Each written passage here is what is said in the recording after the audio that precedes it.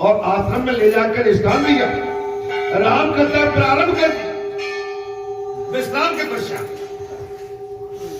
लेकिन उसी समय भगवान ने राम ने अपनी लीला का विस्तार कर।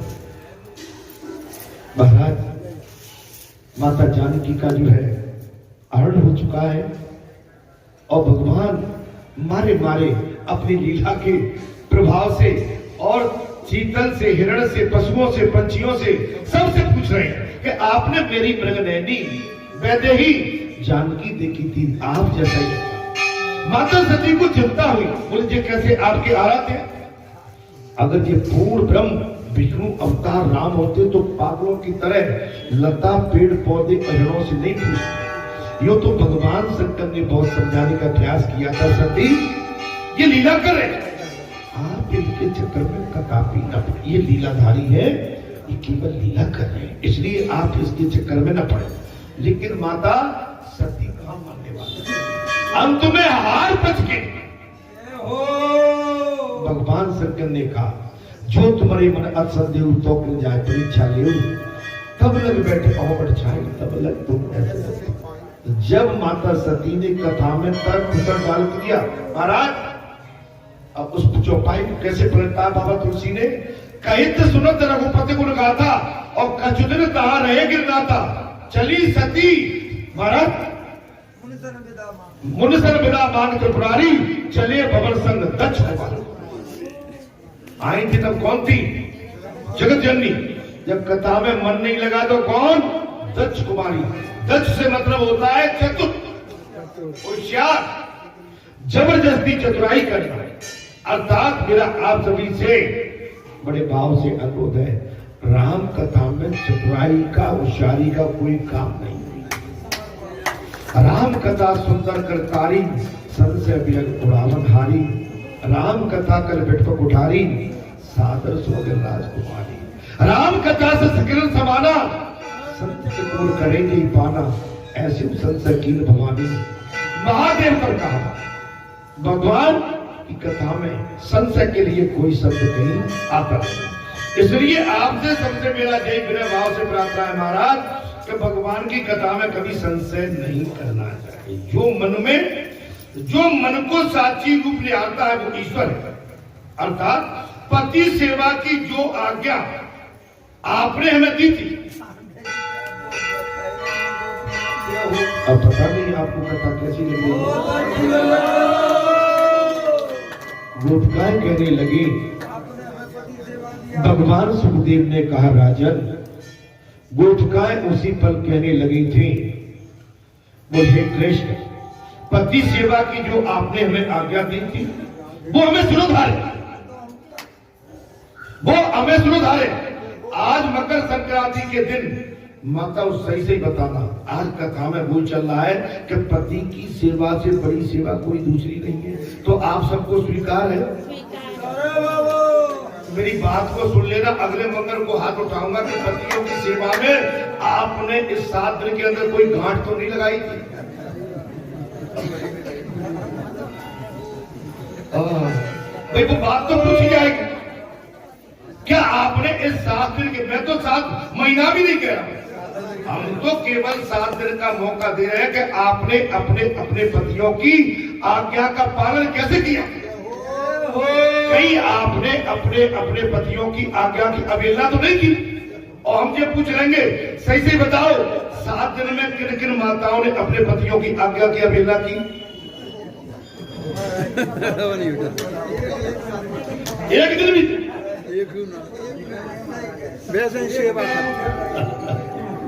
अरे नहीं भाई, मुझे तो विश्वास है वो 7 दिन की, मैं तो कहता हूं 7 जन्म की बात दे रहा हूं। राकेश ने हामी भले ही बहुत अंतर है।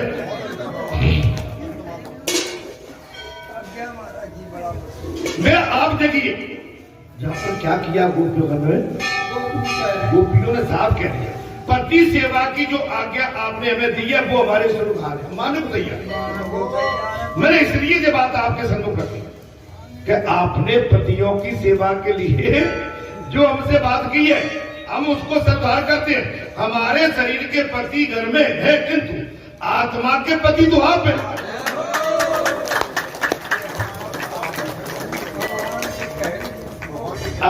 भगवान से कह रही है गोपिका, बोले हमारे शरीर के पति तो हमारे घर में है, लेकिन असली आत्मा के पति आप अब कहां जा, आपको छोड़ के अब कहां जा। आप पति में ईश्वर की भावना में रखकर उसकी सेवा करने को कहते हैं, किंतु पति में ईश्वर की भावना तो उस स्त्री के लिए आवश्यक है जो आपको देख नहीं पाती, आपको जानती नहीं है, वो तो पति को ईश्वर की मानेगी। जो भगवान को पत्नी पहचानती नहीं है वो तो अपने पति के ही पास रह के पति के गुण गाएगी, पति के साथ रहेगी, लेकिन जो जानती नहीं है और जो जान जाती है वो कहां जाए। बहुत आप हमारे एक जन्म के पति नहीं, जन्मों जन्मांतर के पति हैं। आप आज हैं, कल रहेंगे, पीछे थे, आज हैं, आगे भी रहेंगे।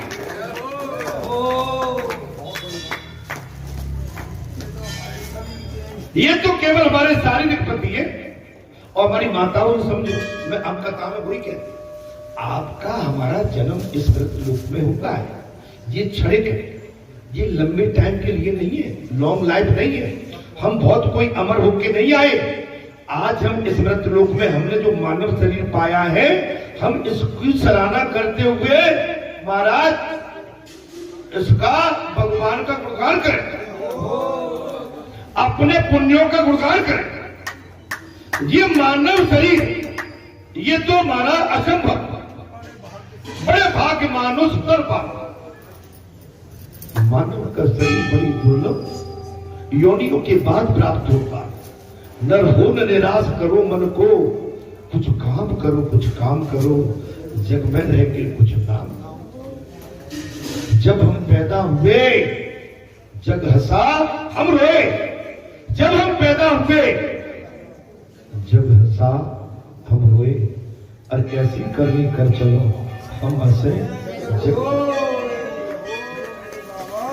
ये अमूल्य शरीर है, इससे और ऊपर योनि कोई है ही नहीं। 84 लाख योनियों में सर्वश्रेष्ठ योनि मानव, सब मम प्रियम, सब मम प्रियम, सब उपजाए और सबसे अधिक मन भगवान कह दिया, जो तो मैंने सबको पैदा किया, लेकिन सबसे श्रेष्ठ योनि मुझे मानव की लगती है। और इसको क्यों गंवाना चाहते हैं, इसको अनायास क्यों बर्बाद करना चाहते हैं? निराश होके, हताश होके, घायल होके?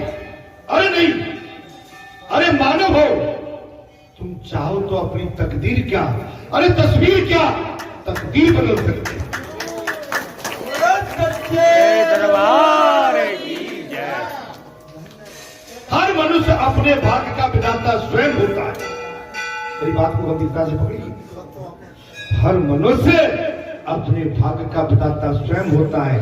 जैसी करनी वैसी, अच्छा करोगे तो ऐसे आके राम कथा सुनोगे और राम कथा कहोगे, अधर्म करोगे तो गेट के बाहर खड़े रहोगे।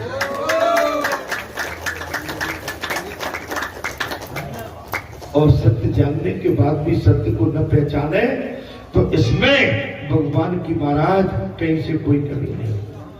जो महाराज यदि इसमें कोई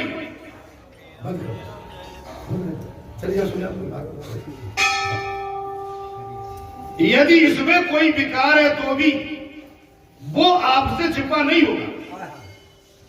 हम निर्विकारी हैं। पति सेवा की आज्ञा आपने हमें दे दी, श्रोधार्य है। हमारे शरीर के पति घर के तो घर में है, लेकिन आत्मा के पति आप की भावना रखकर उनकी सेवा करते हैं। भावना कल्पना आरोपण, भावना कल्पना आरोपण वियोग अवस्था में करना पड़ता है और संयोग अवस्था में नहीं।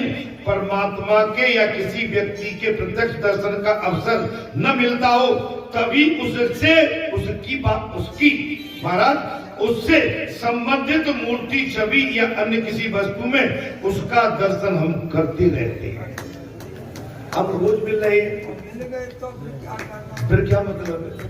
आज बालाजी धाम में आपको बालाजी की पीठ से हर मंगलवार शनिवार को हर दिन यहाँ पर दर्शनार्थ और भगवान के दर्शन होते रहते हैं और सत्संगियों के भी दर्शन होते रहते हैं। भाग्य बस कैसी कारण बस आप हम 2, 4, 6 महीने के लिए 1-2 साल के लिए तितर बितर हो जाए तो यहाँ की जो वास्तविकता है उसके लिए हमारे मन में तड़पन होगी। क्या ही बोलता है महाराज, तो अपने समझ आ गई। क्या कहते हैं? मूर्ति के आगे आके काय को मूछ रहे हो भैया जी, तो घर में बैठ के मूर्ति है देखो, जहाँ तो मूर्ति है देखो, मूर्ति के दर्शन। यहाँ के मत। मेरी बात को समझिए महाराज, आप 2-4 महीने के लिए जब यहाँ आओगे नहीं या हमें नहीं आए तो यहाँ की महत्वता जब बात या क्या तासीर है, यहाँ की कितनी एनर्जी है, या कितनी शक्ति मिलती है, या कितनी प्रेरणा मिलती है, भक्ति का मार्गदर्शन होता है और भगवान का आसरा हमें बनता है और इनके पर हम निर्बत नहीं।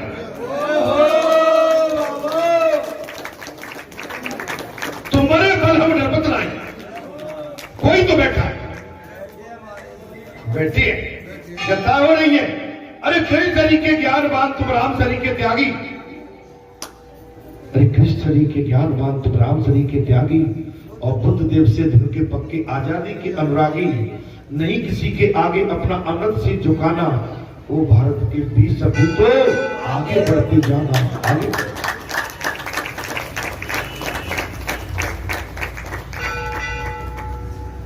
भक्ति का मार्ग महाराज अभिन्न है, अभिन्न है।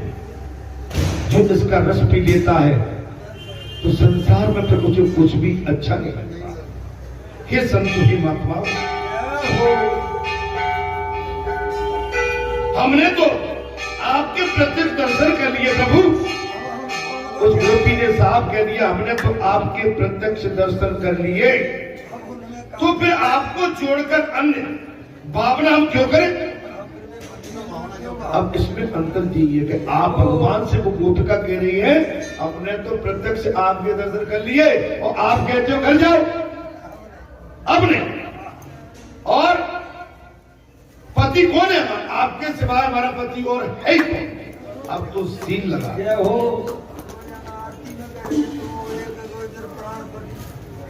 आरती में तो सब कुछ कह रहे हैं, तेरा तुझको अर्पण क्या लागे मेरा।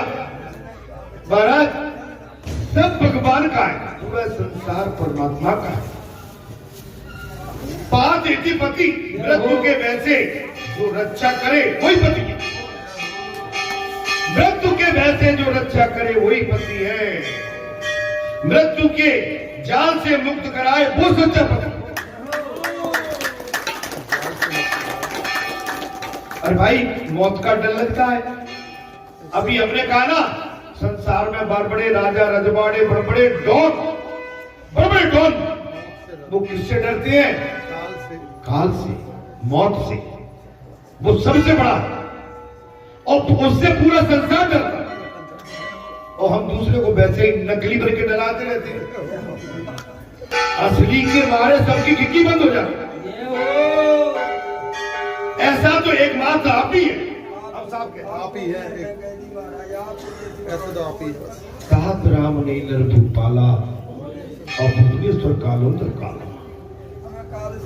महाराज रावण ने विभीषण ने रावण से साफ कह दिया था जिनको तुम साधारण पुत्र या राजा के कुंवर या कुछ भी समझते हो, ये तो कालों के भी महाकाल है, इनसे पार पाना असंभव है। हम तो यही आपसे बिना भाव रखते हैं कि इनसे संधि कर दो, अभी भी मौका है। यो तो अपराध आपने जघन्य अपराध किया। हे भ्राता श्री, अपराध आपने बहुत बड़ा किया है। दूसरे की धर्म पत्नी का हरण करके लाना महापाप। अभी भी मौका है। वो बड़े दयालु है। विभीषण जी ने साफ कह दिया मैं भगवान के स्वभाव से परिचित हूं। वो दयालु है। आज भी उनकी वैदेव को लौटा वो कुछ नहीं कहेंगे, लेकिन इसके बाद रावण मानने को तैयार नहीं है। आप अगर काल से भी आप जो है महाराज लड़ने की कोशिश करोगे तो काल को पछाड़ने की या तो भक्ति शक्ति आपके अंदर हो। काल को वही वापस कर सकता है जिसके अंदर भक्ति हो। परम भक्ति किसकी? काल को वापस करना आसान नहीं है। सती सावित्री अपने पति को चिता से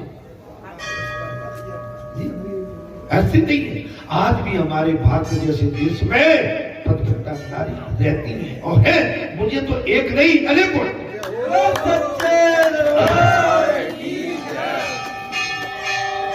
हमने तो आपके प्रत्यक्ष दर्शन किए, तो फिर आपको छोड़कर अन्य भावना हम क्यों करें? और पति कौन है? मृत्यु के भय से जो रक्षा करे वही पति है, और मृत्यु के जाल से मुक्त कराए वही पति है। ऐसे एकमात्र आप हैं। जन्म जन्म मुझ जतन कराई अंतराम का। अब मैं तो ये चौपाई भी नहीं कहती, आप तो प्रत्यक्ष रूप से हमारे सामने खड़े। महाराज, जीव मात्र के सच्चे पति तो ईश्वर है। जीव मात्र के सच्चे पति तो ईश्वर है। आप सबके अनन्य स्वामी है प्रभु। एक गोपिका, एक अनपढ़, पढ़ी लिखी नहीं, केवल भगवान की भक्ति में विवेक ज्ञान भंडार है, अथाह है, सब त्याग दिया। पति परिवार गांव गली द्वार सब त्याग दिया। बोले आप है हमारे, बोले आपका पतिव्रता धर्म, बोले बड़े पति आप, देह के पति वो, आपसे बड़ा पति हमारे लिए, और आप तो जगत के स्वामी हैं, अनन्य अनंत। अतः हमने सोच समझकर ही आपके चरणों का आश्रय लिया है। अगर आप बालाजी धाम ग्राम बरेठा में आए तो सोच समझ के आए, और सोच समझ के समर्पित भाव से आए तो वचन देते हैं कि यहाँ से आपका भरपूर कल्याण हो। लेकिन विश्वास से ये नहीं कि आज भगवान शंकर पर जल चढ़ा दिया और कोई कहता कि आज ही हमारे घर में पेड़ लग जाए। नहीं, करत करत अभ्यास की जड़मत हो। आप जितने डॉक्टर बदलोगे, जितने वैद्य बदलोगे, जितने सियाने बदलोगे, जितने सिद्धपीठ बदलोगे, आप ब्रह्म जाल में फंसते चले जाओगे और आप बने बनाए काम को भी बिगाड़ डालोगे। आप बने हुए कामों को भी, अरे पता नहीं पुजारी, अब बालाजी धाम में तो जिनके 11-11 मारे बूढ़े हो गए तब बीज डल गए और उनकी गोद में लल्ला खेल रहे। लल्ला तो चाहते हो, लेकिन घर में बैठ के लल्ला नहीं मिलता है। इसके लिए त्याग तपस्या करना पड़ता है। राजा दशरथ को पूछिए, जब चौथापन लग गया, जब सर के बाल पक गए, भौं पक गई और मूंछ पक गई और दाढ़ी पक गई, और उस समय उनको पछतावा हुआ, आज मैं चक्रवर्ती राजा होते हुए भी मेरे आंगन में इस मेरे वंश को चलाने वाला कोई अंश नहीं। चौथे पल में एक ही बात थी, एक ही चिंता थी। रात्रि को नींद नहीं आई, ब्रह्म मुहूर्त का टाइम था, और ब्रह्म मुहूर्त में राजा दशरथ ने अपना याचना के वस्त्र पहने, राजा के वस्त्र नहीं पहने, याचक वस्त्र धारण किए और रथ से नहीं पैदल चल दिए। राजा थे, चक्रवर्ती राजा, पुत्र प्राप्ति के लिए अपने सदगुरु वशिष्ठ के आश्रम में पैदल चल के और अकेले गए। कोई साथ में सेना नहीं, कोई सेवक नहीं, याचक बन के, भिखारी बन के, और ब्रह्म मुहूर्त में अपने गुरु वशिष्ठ के घर पहुंचे। आश्रम गुरु वशिष्ठ ने देखा इतने टाइम पर और राजा का आगमन मेरी समझ से बाहर। देखा गुरुवन ने उनका स्वागत करा और बिठाला, आसन दिया, और महाराज राजा दशरथ गुरु वशिष्ठ के चरण पकड़ के लेट गए, साष्टांग प्रभु मेरा उद्धार कीजिए, मेरा कल्याण कीजिए। गुरु वशिष्ठ चिंता में पड़ गए, क्या कोई राज्य पर संकट आ गया, क्या कोई विशेष अनहोनी हो गई, कोई घटना आ गई। आज इस भेष में आपको देखकर मैं भी चिंतित हूं। उठिए राजन, क्या बात? प्रभु आपकी कृपा से इस रघुवंश में सब कुछ है, धन धान्य राजपाट सब कुछ है, लेकिन आज मेरे बाद मेरे वंश को चलाने के लिए मेरे आंगन में अंश नहीं है, अंश नहीं है। मैं भिखारी बन के आज आपकी चौखट पे आया। दयालु दया कीजिए, मेरे वंश को चलाने के लिए कोई मुझ पर अपना आशीर्वाद या रीति बताइए, जिससे ये रघुकुल वंश आगे तक चलता रहे। जानते हो, गुरु वसुन्य का राजन धैर्य रखिए, बैठिए। पुत्र प्राप्ति के लिए आपको पुत्र युक्ति एक यज्ञ कराना पड़ेगा, और मैं वचन देता हूं राजन, एक नहीं तुम्हारे आंगन में चार चार।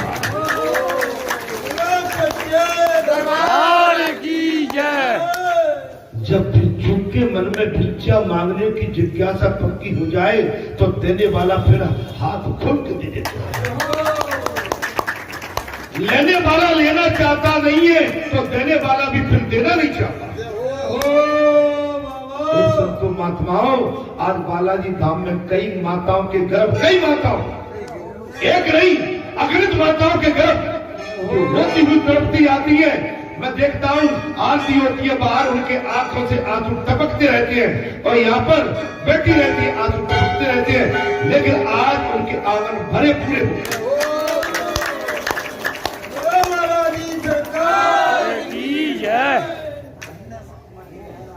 कई काम हो रहे हैं। आपके मन में अगर व्याकुलता है तो साधना में, पवित्रता है, आपके मन में किसी तरह का संकेत संशय है तो संशय के लिए भगवान कहता है, फिर मैं उसकी तरफ देखता नहीं। भगवान ने जेवर कह दी, अगर कोई तन के आता है और दबका के आता है तो न तो मैं देखता हूं और न उसकी सुनता हूं। क्या कहा? ये बात कथा में निकली। फिर मैं न तो उसकी तरफ देखता हूं न उसकी सुनता हूं। अगर तेरे मन में संसार की ऐंठन बहुत भरी है तो तू घूम ले जीवन का, घूम ले। सियापति रहा। अब मुझे पता नहीं आपको कैसी कथा लगी है, और इस समय ये महापर्व है, आज मकर संक्रांति का महापर्व है, आप देखिए, और मंगलवार का दिन। महाराज साहब कह दिया उनको अटकाओ नहीं, बोले हे कन्हैया, अतः हम सोच समझ के ही तुम्हारे चरणों में आए, सब छोड़ के। जैसे सुपर खाने का आता ना आपको भाव से, छोड़ आई लंका को राज लखनदार के, वो भाव था, वो वासना थी, वो संसार की वासना थी, और जो भाव था, जो भक्ति थी, जो आत्ममिलन था, जो समर्पित भाव था। अंतर है। आप अगर संत पर डोरे डालोगे और भगवान पर डोरे डालोगे तो आपकी भावना क्या, आपके मन में क्या वासना? अगर सत्यव्रत है तो कल्याण होगा। इसमें से आशीर्वाद जब ही निकलता है जब आप पर कुछ धन, इसमें कुछ पुण्य प्रताप इकट्ठा होगा। आपको आशीर्वाद ऐसे ही नहीं मिलता, आपने कुछ इनमें, इन रेखाओं में कुछ पुण्य इकट्ठा किया होगा, तब इसमें से निकलेगा। आपकी बैंक का अकाउंट खाली और रुपया निकालने जाओ, मिल जाएगा? तो आपसे पूछ रहा हूं, आपकी बैंक का अकाउंट खाली और आप गए, आपने भरा वाउचर और दे दिया टेबल पे और निकाला, बोले साहब जीरो कुछ है ही नहीं, होगा तब देंगे। तो यहाँ पर भी जितने भी सिद्धपीठ हैं, जितने भी संतपीठ हैं, इनमें कुछ होगा तब आशीर्वाद मिलेगा। और उसके लिए आपको भजन कीर्तन भक्ति त्याग वैराग बुराई सुराई सब त्याग करके भगवान के चरणों में अनुराग रखना पड़ेगा, तब जाके वो अपार आशीर्वाद देंगे, और उसी आशीर्वाद को आपको यहाँ बांटना पड़ेगा। अगर एक मनुष्य को अपना कल्याण कराना है तो एकांत में जाके वो तो कर लेगा ना। लेकिन जन कल्याण से बड़ा कोई कल्याण नहीं। जन कल्याण से अगर इस भागवत कथा से बालाजी की इस व्यासपीठ से 30 साल हो गई कथा को चलती, 30 वर्ष, और 30 वर्ष में अगर 3 व्यक्ति भी भगवान को पक्का मान के बैठ गए होंगे तो मैं कहता हूं इससे बड़ी तपस्या पूजा और कुछ कोई